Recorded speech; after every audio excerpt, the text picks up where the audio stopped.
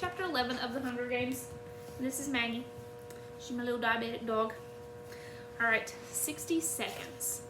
That's how long we're required to stand on our metal circles before the sound of a gong releases us. Step off before the minute is up and landmines blow off your legs. 60 seconds to take in the ring of tributes, all equal distance from the cornucopia.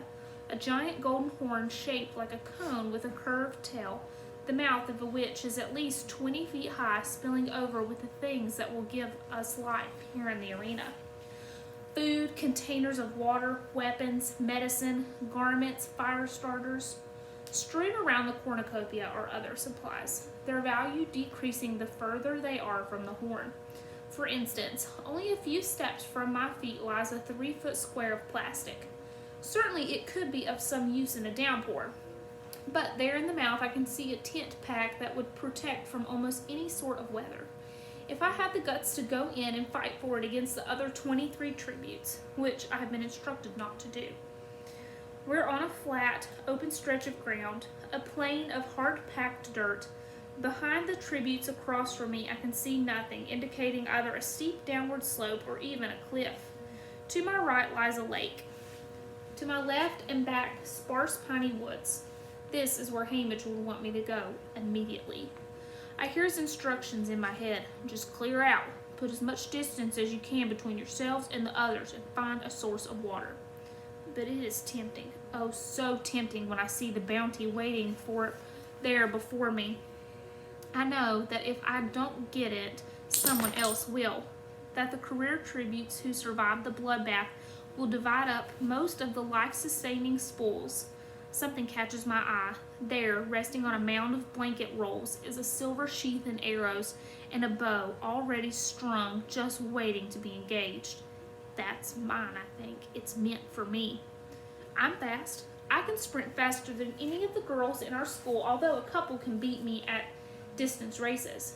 But this 40-yard length, this is what I'm built for. I know I can get it. I know I can reach it first. But then the question is, how quickly can I get out of there? By the time I've scrambled up the packs and grabbed the weapons, others will have reached the horn. And 1 or 2 I might be able to pick off. But say there's a dozen. At that close range, they could take me down with the spears and the clubs, or their own powerful fists. Still, I won't be the only target. I'm betting many of the other tributes would pass up a smaller girl, even one who scored an 11 in training, to take out their more fierce adversaries. Hamish has never seen me run. Maybe if he had, he'd tell me to go for it, get the weapons, since that's the very weapon that might be my salvation. And I only see one bow in the whole pile. Trixie. Wait, stop.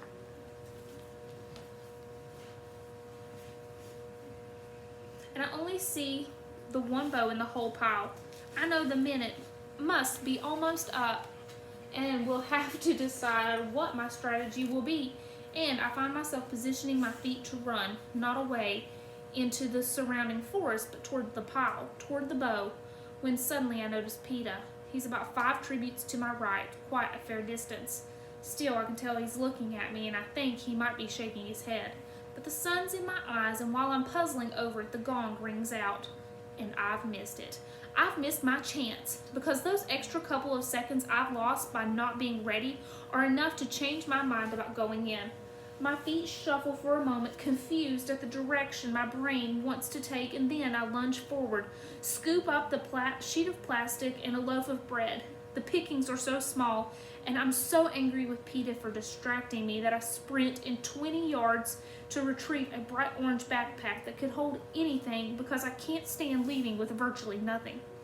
A boy, I think from District 9, reaches for the pack at the same time I do, and for a brief time we grapple for it, and then he coughs, splattering my face with blood. I stagger back, repulsed by the warm, sticky spray. Then the boy slips to the ground. That's when I see the knife in his back.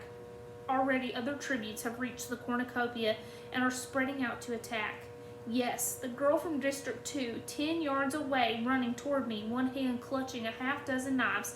I've seen her throw in training. She never misses, and I'm her next target. All the general fear I've been feeling condenses into an immediate fear as this girl, this predator who might kill me in seconds.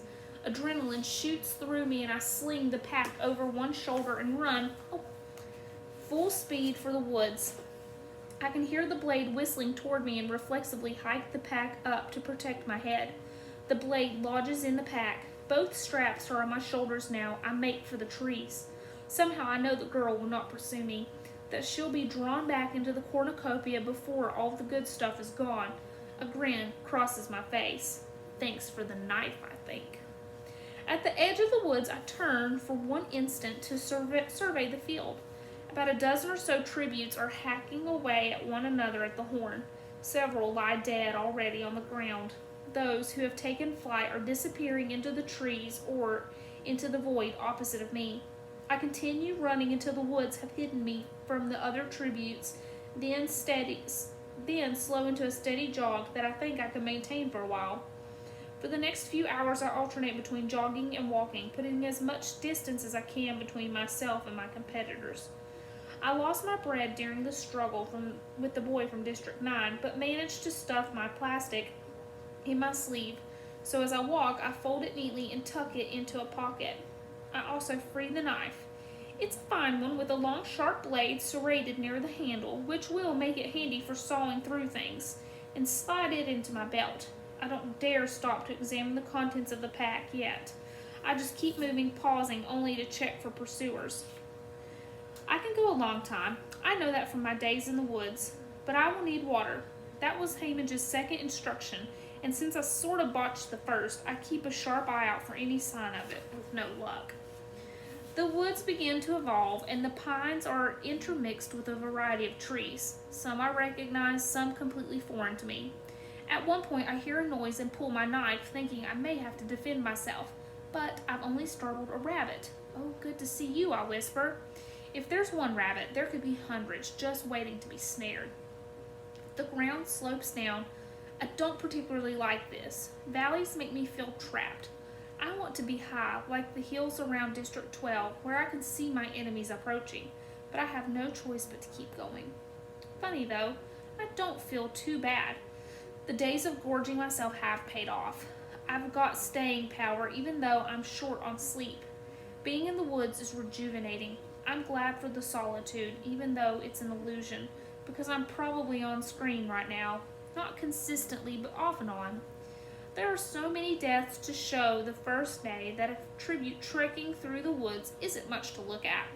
But they'll show me enough to let people know I'm alive, uninjured, and on the move. One of the heaviest days of betting is the opening, while the initial casualties come in. But that can't compare to what happens as the field shrinks to a handful of players. It's late afternoon when I begin to hear the cannons. Each shot represents a dead tribute. The fighting must have finally stopped at the cornucopia. They never collect the bloodbath bodies until the killers have dispersed. On the opening day, they don't even fire the cannons until the initial fighting's over because it's too hard to keep track of the fatalities. I allow myself to pause, panting as I count the shots. 1, 2, 3, on and on until they reach 11. 11 dead in all, 13 left to play. My fingernails scrape at the dry blood from the boy from District 12, coughed into my face. He's gone, certainly. I wonder about PETA.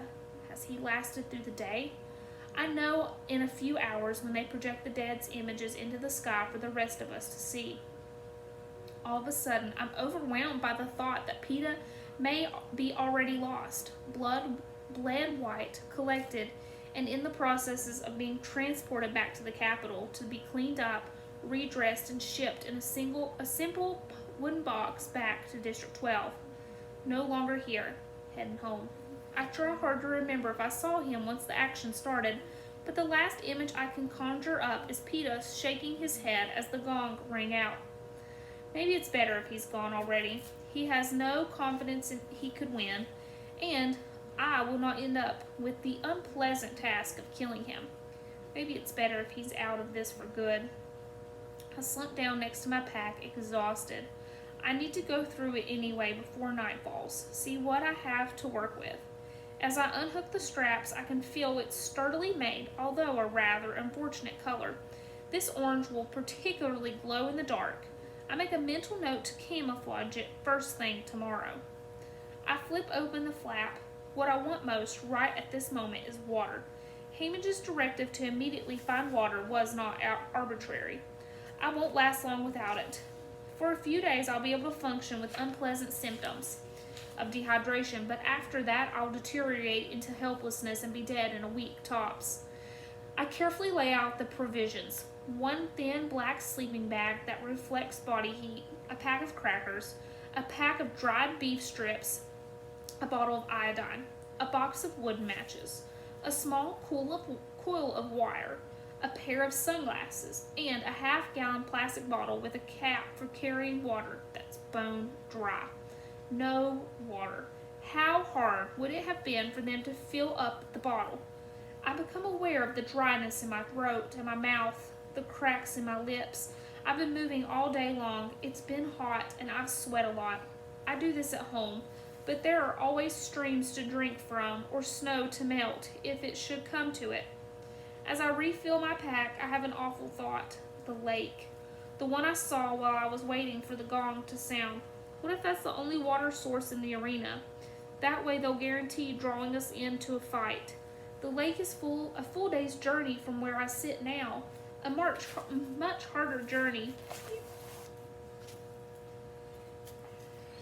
with nothing to drink. And then, even if I reach it, it's sure to be heavily guarded by some of the career tributes. I'm about to panic when I remember the rabbit I startled earlier today. It has to drink too. I just have to find out where. Twilight is closing in and I am ill at ease. The trees are too thin to offer much concealment. The layer of pine needles that muffles my footsteps also makes tracking animals harder when I need their trails to find water. And I'm still heading downhill, deeper and deeper into a valley that seems endless. I'm hungry too, but I don't dare break into my precious store of crackers and beef yet. Instead, I take my knife and go to work on a pine tree, cutting away the outer bark and scraping off a large handful of the softer inner bark. I slowly chew the stuff as I walk along. After a week of the finest food in the world, it's a little hard to choke down, but I've eaten plenty of pine in my life and I'll adjust quickly. In another hour, it's clear I've got to find a place to camp.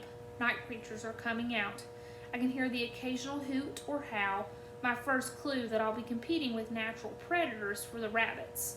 As to whether I'll be viewed as a source of food is too soon to tell. There could be any number of animals stalking me at this moment. Right now, I decide to make my fellow tributes a priority. I'm sure many will continue hunting through the night. Those who fought it out at the cornucopia will have food and abundance of water from the lake, torches and flashlights, and weapons they're itching to use. I can only hope I've traveled far and fast enough to be out of range. Before settling down, I take my wire and set 2 twitch-up snares in the brush. I know it's risky to be setting traps, but food will go so fast out here, and I can't set snares on the run. Still, I walk another 5 minutes before making camp. I pick my tree carefully, a willow, not terribly tall, but set in a clump of other willows, offering concealment in those long flowing tresses. I climb up, sticking to the stronger branches close to the trunk, and find a sturdy fork for my bed. It takes some doing, but I arrange the sleeping bag in a relatively comfortable manner. I place my backpack in the foot of the bag, then slide in after it. As a precaution, I remove my belt, loop it all the way around the branch and my sleeping bag, and refasten it at my waist. Now, if I roll over in my sleep, I won't go crashing to the ground. I'm small enough to tuck the top of the bag over my head, but I put on my hood as well. As night falls, the air is cooling quickly. Despite the risk I took in getting the backpack, I now know it was the right choice. This sleeping bag radiating back and preserving my body heat will be invaluable. I'm sure there are several other tributes whose biggest concern right now is how to stay warm, whereas I may actually be able to get a few hours of sleep, if only I wasn't so thirsty. Night has just come when I hear the anthem that precedes the death recap. Through the branches, I can see the seal of the Capitol, which appears to be floating in the sky.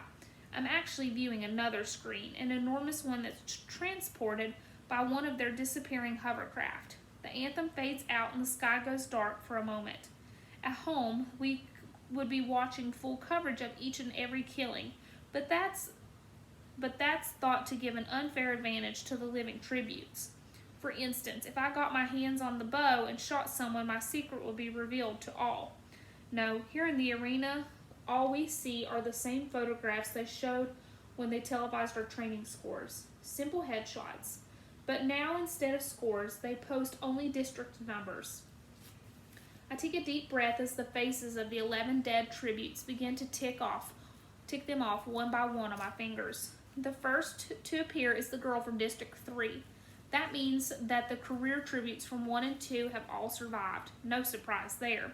Then the boy from 4, I didn't expect that one. Usually all of the careers make it through the first day. The boy from District 5, I guess the fox-faced girl made it. Both tributes from 6 and 7. The boy from 8, both from 9. Yes, there's the boy who I fought for the backpack. I've run through my fingers, only one more dead tribute to go. Is it PETA? No, there's the girl from District 10, and that's it. The Capitol seal is back with a final musical flourish, then darkens and the sounds of the forest resume. I'm relieved PETA's alive. I tell myself again that if I get killed, his winning will benefit my mother and Prim the most. That is what I tell myself to explain the conflicting emotions that arise when I think of PETA. The gratitude that he gave me an edge by professing his love for me in the interview. The anger at his superiority on the roof. The dread that we may come face to face at any moment in this arena. He's falling off the couch.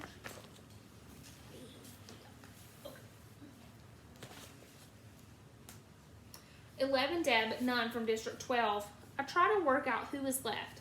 5 career tributes, Foxface, Thresh, and Rue. Rue, so she made it through the first day after all. I can't help feeling glad. That makes 10 of us. The other 3 I'll figure out tomorrow. Now when it is dark and I have traveled far and I'm nestled high in this tree, now I must try to rest.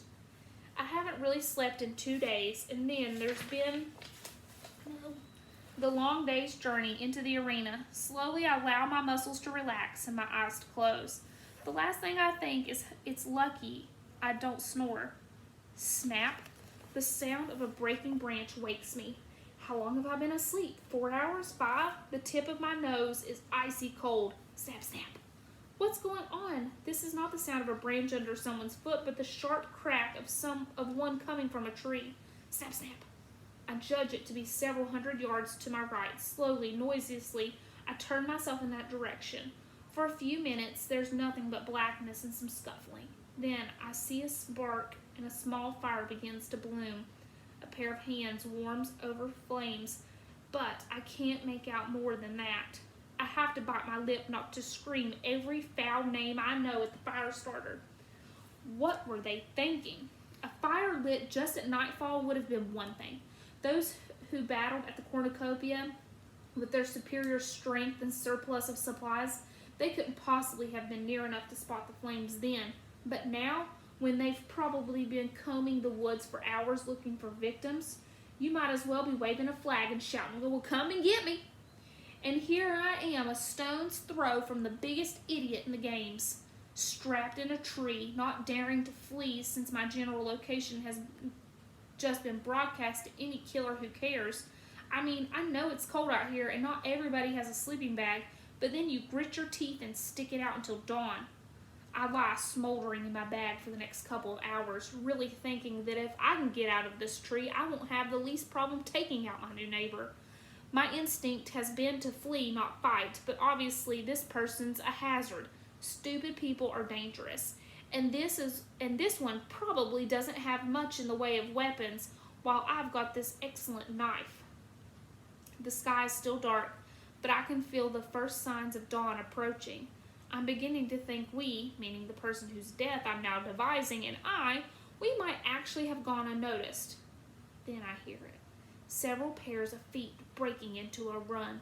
The fire starter must have dozed off. They're on her before she can escape. I know it's a girl. I can tell by the pleading, the agonized scream that follows. Then there's laughter and congratulations from several voices. Someone cries out, 12 down and 11 to go, which gets a round of appreciative hoots. So they're fighting in a pack. I'm not really surprised. Often alliances are formed in the early stages of the games. The strong band together to hunt down the weak, then, when the tension becomes too great, begin to turn on one another. I don't have to wonder too hard who has made this alliance. It'll be the remaining career tributes from Districts 1, 2, and 4, 2 boys and 3 girls, the ones who lunched together. For a moment, I hear them checking the girl for supplies. I can tell by their comments they found nothing good. I wonder if the victim is Rue, but quickly dismiss that thought. She's much too bright to be building a fire like that. Better clear out so they can get the body before it starts stinking. I'm almost certain that's the brutish boy from District 12. Then there are murmurs of assent, and then, to my horror, I hear the pack heading toward me. They do not know I'm here. How could they? And I'm well concealed in the clump of trees, at least while the sun stays down. Then my black sleeping bag will turn from camouflage to trouble. If they just keep moving, they will pass me and be gone in a minute. But the careers stop in the clearing about 10 yards from my tree. They have flashlights, torches. I can see an arm here, a boot there. Through the breaks in the branches, I turn to stone, not even daring to breathe. Have they spotted me? No, not yet. I can tell from their words their minds are elsewhere. Shouldn't we have heard a cannon by now? I'd say yes, nothing to prevent them from going on in immediately. Unless she isn't dead. Oh, she's dead. I struck her myself. Well, then where's the cannon? Someone should go back, make sure the job's done. Yeah, we don't want to have to track her down twice. I said she's dead. An argument breaks out until one of the tributes silences the others. Oh, we're wasting time. I'll go finish her, and let's move on. I almost fall out of the tree. The voice belongs to PETA.